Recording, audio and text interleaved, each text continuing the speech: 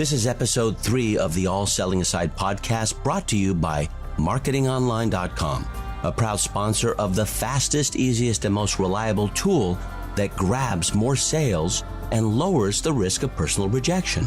Now, if you want a free demo of the world's most user-friendly mobile texting software, just visit marketingonline.com/Scipio. That's marketingonline.com/SKIPIO. And please do it after you listen to this episode, because you'll love what you're about to learn. Alex Mandossian believes that if you truly want to ethically influence others in your personal or professional life, selling through storytelling is the key. If you hate to sell, then please keep listening, because Alex will teach you how to attract and convert more premium clients to win the inner game of sales conversion.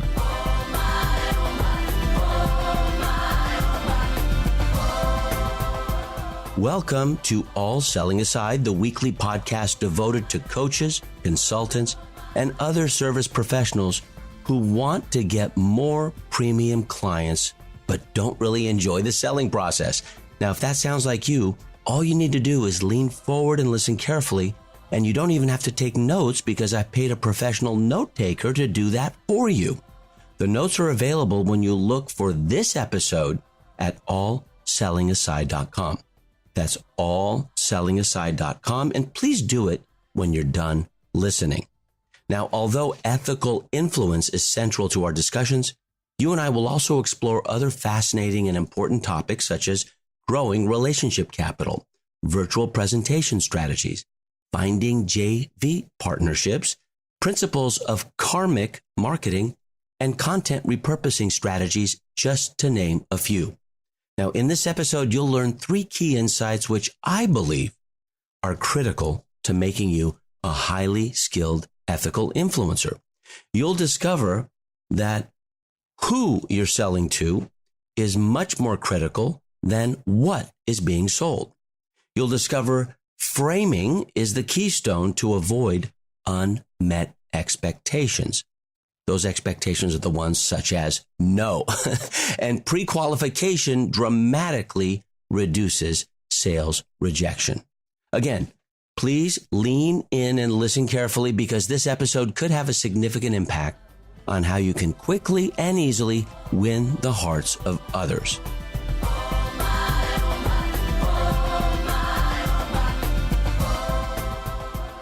Let me tell you the story of David Perdue. David's a friend of mine, and David runs an organization called NAMS, N-A-M-S, Novice Advanced Marketing System. And in 2015, David hired me to coach him to do something he hadn't done before. First, to get pre-registrants for the following year, and second, to sell a high-end offer. Now, David's a very good marketer. David is a very good JV partner, and he's also a gentleman, but he hadn't sold a high-end offer from the NAMS stage, which he had been running for years, ever. So he hired me, and I coached him while he was on stage. And when it came time to make the offer, people asked, "What's included in the offer, David?" And my response was, "What difference does it make what's in the offer?" And of course, a few people laughed and some were shocked. Maybe a few were offended. David was obviously nervous. But again, I said, what difference does it make what David offers? Because if you know David, which you do, if you like David, which you do, if you trust David, which you do, and how do I know? Because you're here, then what difference does it make what is in the offer? He may not know. Maybe you can help him craft the offer. And what I'm talking about here is relationship capital, because who is doing the selling is a lot more critical than what is being sold. And if you don't get this, it's time for you to finally get this, because it's all about who versus what versus how versus when versus where, even versus why. who comes first. Because if you have enough relationship capital, then people will buy on command. They will give you an uncompromised yes. I have over 80 people in my life, some of them very prominent thought leaders, male and female, who will say yes to me without me even making the request. The uncompromised yes is, look, Harvey, as in Harvey McKay, he's one of them. I need you to say yes to a question I'm about to ask you. Let's just get that out of the way. Do I have a yes? And he'll say, Alex, yes. And the reason he says that is because he knows I would never risk our relationship on something where I didn't feel he had the better end of the deal. Ivan Misner is another one. Ivan Misner founded BNI, Business Network International. Jack Canfield is another one. Lisa Nichols is another. Now, if you don't know these individuals, then you can look them up on Google. But imagine having over 80 people. Now, one person not in that list of relationship capital, uncompromised yes fodder is my mother, Carol Mandossian, who lives in Pasadena, California. Now, I don't know why I don't have enough relationship capital for her to say yes before I tell her what I want, but she's my mom. So you can't get it sometimes from the people who you are closest with. But as far as enrolling high-end clients, as David was set to the task at that event, then you can if you set the know, like, trust process. And it's a template in direct sales. Others call it MLM or network marketing. Know, like, trust is almost a part of the lexicon of the conversation of why people should come on board, whether someone's leading with the product or leading with the opportunity. I think you know what I'm talking about. So one thing we did is we made an offer, and the offer was meet us in a room after this segment in the seminar. And so we had a full house in the room. And so David went into the room. He was a little nervous. I can remember it like it was yesterday. And I set him up and I said, look, I'm really putting David on the hook right now. And his wife was there too. So, I felt bad, but I was being ruthlessly compassionate because I was doing it for him because I knew that he deserved to have a high-end offer. And when we say high-end, it's not really that high-end. We're not talking $50,000 or $20,000, not even $10,000. It was under $10,000. So he made the offer, and what he asked and requested Socratically, we've talked about the Socratic method in previous episodes, is he said, help me put into this what would be worthwhile to you. And the only reason why people were there were not because of the elements in the offer, because there was no offer. The only reason they were there was because of David Perdue. They weren't there because of me. They were there because of him. You are no different.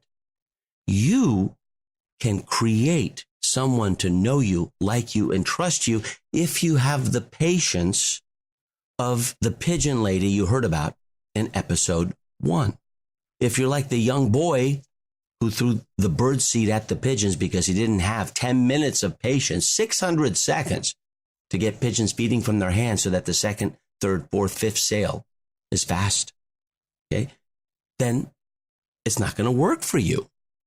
It's not a fling you're looking for. It's a lifetime love affair you're looking for. And getting someone to know, like, and trust you is the key, because how you frame your offer is really a keystone to avoid any unmet expectations that people have. And who you are is more important than what you're selling. And if you know that people are pre-qualified, then they dramatically can reduce their ability to reject you because they're pre-qualified. If they've completed an application, they're pre-qualified. If they've completed a questionnaire, they're pre-qualified. If you know that they belong in the room or in the virtual room, such as a webinar or a Facebook Live, they're pre-qualified. So understand that pre-qualification, framing, and the who, that means you, is everything that leads to the 3 reasons why people buy. The title of this episode. People buy because they know, like, and trust you. And trust is the lubricant of a sale. Now, the Alexism I want to share with you today from my book, Alexisms, is that you don't need a parachute to skydive. Did you know that? You don't. You don't need a parachute to skydive. You just need a parachute to skydive more than once. I mean, it's funny, but it's also true. And the way that is relevant to our topic is it is a long-term game of getting someone to know you, like you, and trust you. Now, if they know you, they're a suspect. If they like you, they're a prospect. You can now communicate with them because they gave you permission. If they trust you, they're a client or a customer or a patient or a student. That's what I call them. Or a member, if you have a membership site, right? No matter what you call them, if they trust you, they have exchanged a little bit of their own freedom, money, with you. Does that make sense? Now, let me say this specifically to you as you're listening. You are your message. You are the message. The message is not a book. The message is not an email. The message is not a membership site. The message is not even an article or a podcast. This podcast is not the message. I am my message. Isn't that why you're listening? Now you're listening this far into it. There's a reason for it. It can't be because of the words all selling aside. It really can't be because of iTunes. You are your message. And imagine a bicycle wheel, and you are the hub of that bicycle wheel. By itself, the hub is meaningless. But if you attach spokes to it, not one, but many, imagine those are the media channels. Now, a book is a media channel. A podcast is a media channel. A YouTube channel by name is a media channel. A Facebook group is a media channel. Those are spokes that connect you, the hub, to the wheel. We're talking about a bicycle wheel. And the wheel itself is the market.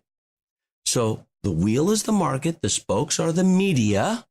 Media is plural for medium.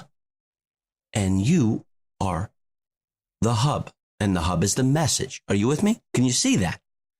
And the reason I say that is people confuse themselves with the message. If you wrote a book and you spent 2 years trying to write a book, that book is not the message. You are the message. You want to sell yourself before you sell anything else. People will only buy from you, not because what you have to sell. They will buy from you because who they believe you are. They know you, they like you, they trust you. That's why. And let me be clear, it's an ancient Chinese proverb. When the true leader's job is done, all the people say, we did it ourselves. So going back to David, what he did is he allowed his students, many of whom were colleagues, to create the offer. Imagine. Now, to me, this is perfectly natural, but others who listen, maybe that's you, would be thinking, how could you offer something you didn't have? Well, that's one of our principles. Sell before you have it. Because how do you know what they want? Unless you ask them and they tell you what they want. Listen to this and lean in on this one. Ready? People support what they help to create. And that's why I said, when the true leader's job is done, everyone says we did it ourselves. There were no refund requests with that high-end offer at NAMS in 2015 because they created it. People support what they help to create. So in previous episodes, I've talked about Socrates and the Socratic method. Ask first. I talked about being in the QVC green room and watching the results of sales from stage and then changing the TV commercial as a result of those home shopping network sales. Certain things and verbal chunks that my client at the time said, and his name is Ray Stevens, he said about his comedy video classics back in 1993. And then we changed the TV commercial so that it would sell in other cities because it was only selling in the Bible Belt and parts of the South, because that's the area where they're most familiar with Ray Stevens. He has a 3,000 seat theater in Branson, Missouri, which is kind of the Nashville of the Midwest. Now, listen to this. Passion doesn't produce commitment. Commitment produces passion. First, you need the wood, then you have the fire. Now, passion doesn't produce commitment. Commitment produces fire was uttered by one of my mentors, Roy H. Williams, who runs Wizard Academy in Austin, Texas. First, you need the wood, then you have the fire. Wood is the commitment. Fire is the passion. That's uttered by another mentor of mine, T. Harv Eker. He really doesn't have a home base. He has one in San Diego and Hawaii and other parts of the world. But what's important is people put so much emphasis on passionately selling their offer. But passion isn't the thing. I know passionate people who are angry. I know passionate people who are depressed. I know passionate people who are suicidal. They are passionately suicidal, and they're still living. I don't know anyone committed who's suicidal because they'd be dead. Commitment produces passion. Remember that. And as you learned in a previous episode with Nasreddin Hoja in the 13th century about smuggling donkeys, transparency is the ultimate trust lubricant. When you're authentic to your audience, to your candidate, I don't like to call them leads or prospects, as you know, then people will get to know, like, and trust you faster. That's the key. So I'd love to give you some whiz-bang technique of how to influence and persuade. I'd love to show you how to get compliance from others. But the fastest, easiest, and most reliable way to get people to say yes to you is to get them first to know you, then to like you and to trust you. And if there's a formula, be vulnerable first. Go first. Be vulnerable first. Even if it hits you on the forehead like a shovel, like the shovel of reality hitting you on the forehead, it's a lot better than skydiving without a parachute, right? Because you always have another option and another candidate to talk to.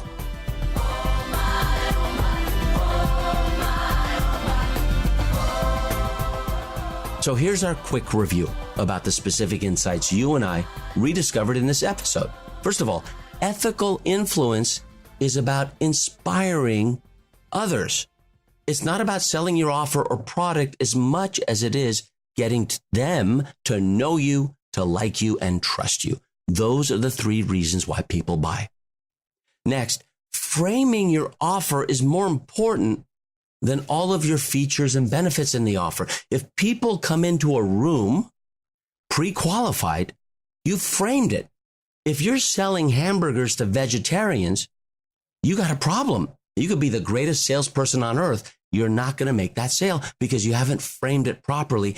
And pre-qualification, I believe, is 80% of the process of a sale. And promotion is about 20%.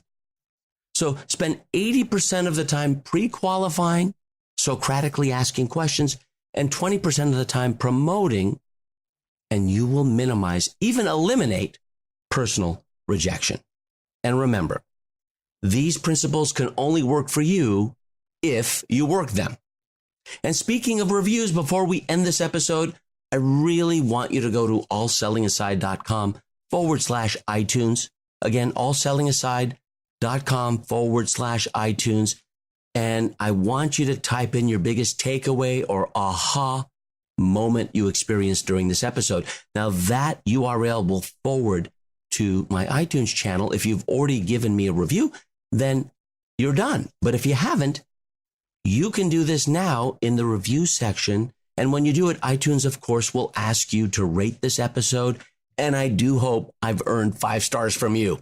So go ahead, declare your one big takeaway if you haven't done it in previous episodes, and do that in the iTunes review section by visiting allsellingaside.com/iTunes. Now, it just takes 3 minutes out of your day, but what you declare publicly could provide you a lifetime of learning. And I have one final gift to give you in honor of my 3rd episode of All Selling Aside, and that's a complimentary copy of my book. It's an ebook in the version that I want to give you, which is free. It's available for purchase on Amazon, but why pay for something when you can get something for free? It's called Alexisms, Useful Lessons from a Recovering Serial Entrepreneur. That's me. And you can instantly download it at alexismsbook.com. That's plural. Alexisms, ALEXISMS, book.com. Okay, that does it for this week. I'm Alex Mandossian, and I do hope our paths cross again next week for All Selling Aside, the show dedicated to making ethical influence within your reach so that you can achieve and even exceed your sales potential. Now, do whatever it takes to join me next week, because our topic will be 3 reasons why people won't buy. This week was about why people do buy. Next week is why people won't buy. And I encourage you to invite a friend and bring a study buddy. And I can't wait for us to connect then. And one final shout out to my good friend, Michael Lovich, co-founder of Baby Bathwater Institute. He is the one at a mastermind in Montreal. I was there with my good friend who invited me, Danny Einey, and his wife, Boomy. And during that mastermind on the final day, Michael Lovich said, I think you should call your podcast All Selling Aside. And I said, great idea. I got the URL. It was available. And now here I am with this podcast. And I'm so grateful to you for making it this far. Because my wish for you is that you start enjoying the selling process, because sales can be fun if you know how to avoid rejection. And by doing what I teach you in these episodes, not only will you avoid rejection, you will become wealthy. I'm Alex Mandossian, and I wish you good sales and good fortune until next week.